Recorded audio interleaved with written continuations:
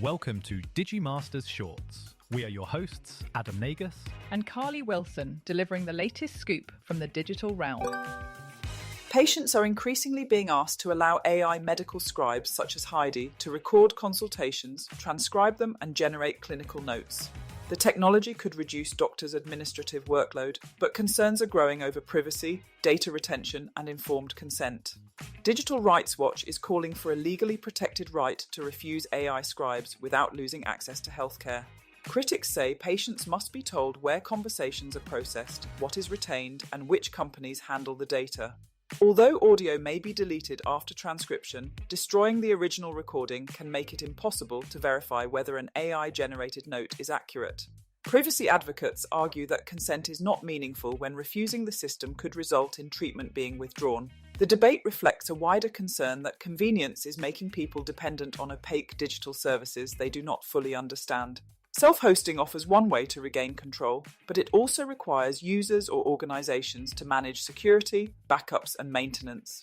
Experts suggest shared community-based AI infrastructure could provide clinics with stronger safeguards without forcing every practice to build its own system. The central question is whether patients understand whose system is listening, how their information is used, and what happens when they say no. Apple has asked a federal judge to block OpenAI and former employees Chang Liu and Tang Tan from accessing its confidential information. The company claims Liu and Tan coordinated a scheme to transfer sensitive product details into OpenAI's hardware operation. OpenAI has denied wrongdoing and responded by publishing internal iMessages and legal emails in a blog post titled, "Apple is Getting This Wrong." The startup criticized Apple's lawsuit as careless, aggressive, and oddly personal. OpenAI also highlighted an email that Apple's lawyers allegedly sent to the wrong person before apologizing for the mistake. Messages released by OpenAI show Apple employees contacting Liu after his departure and asking him to locate internal files and technical information. One exchange reportedly involved directing a colleague to airdrop files from Liu's Apple-linked iCloud account. OpenAI argues the messages complicate Apple's claim that Liu was funneling confidential information to the company.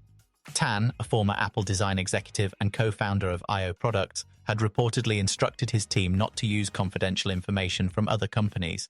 No hearing date has been set for Apple's injunction request, and it remains unclear whether OpenAI's public disclosure strategy will influence the court.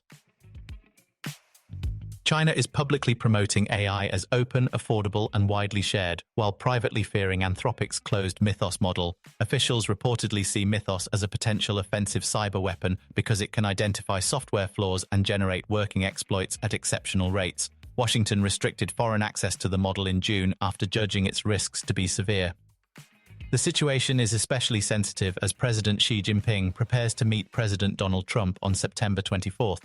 Beijing is seeking a cooperative tone in upcoming AI talks, even as Washington accuses Chinese firms of training models on American systems.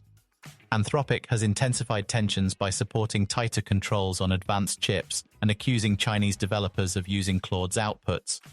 Chinese officials are reportedly preparing sanctions or restrictions against American AI companies if Washington acts first.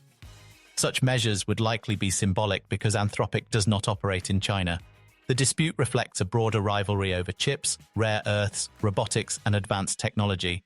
Both governments increasingly view frontier AI models as strategic weapons, raising the stakes before the leaders' meeting.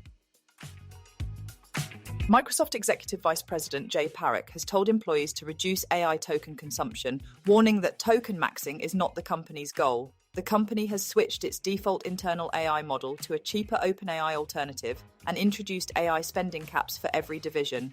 Employees can monitor their individual usage through an internal dashboard, with some engineers reportedly consuming hundreds or thousands of dollars in tokens each month. The policy marks a shift from Microsoft's earlier push for widespread AI adoption across its workforce. Microsoft had also reduced Claude code access in one division and directed engineers toward GitHub Copilot CLI. The changes reflect growing concern that agentic AI tools consume far more tokens than traditional autocomplete systems.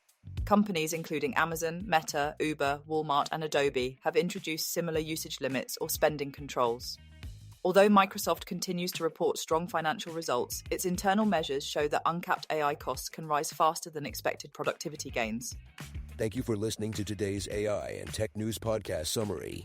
Please do leave us a comment, and for additional feedback, please email us at podcast@digimasters.co.uk. You can now follow us on Instagram and Threads by searching for @Digimaster Shorts or search for Digimasters on LinkedIn. Be sure to tune in tomorrow and don't forget to follow or subscribe.